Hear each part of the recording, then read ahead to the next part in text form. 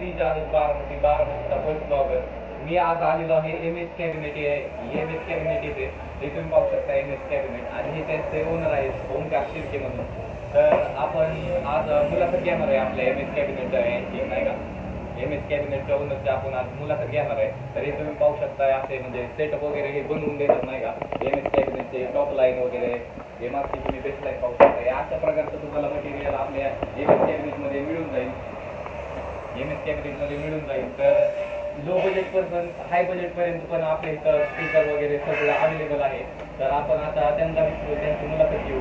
तर चला आता आपण त्यांना विचारूया की आपण हा कॅबिनेट चालू केव्हापासून केलं वगैरे साऊंड क्षेत्रामध्ये हे का म्हणजे कशा त्यांची आवड केव्हापासून निर्माण झाली आपण आता त्यांना विचारणार आहे. साऊंड क्षेत्रात तसं बघितलं तर लहानपणापासूनच आवड. त्यानंतर प्रीसेट वगैरे आपण करत होतो. प्रीसेट करता करता असं लक्षात आलं की आपण प्रीसेट करून दुसऱ्या लोकांचं नाव करून देतोय.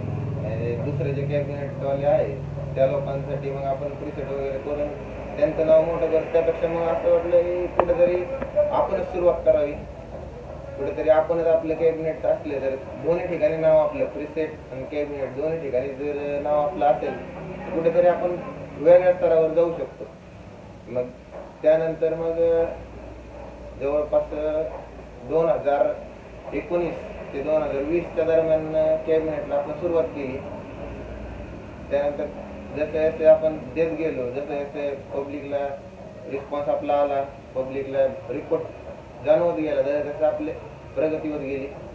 त्यानंतर जसं जसं आपण केले तिथपासून आजपर्यंतचा प्रवास आपला भरपूर चांगला आणि चांगला रिस्पॉन्स आलेला आहे आपल्याला.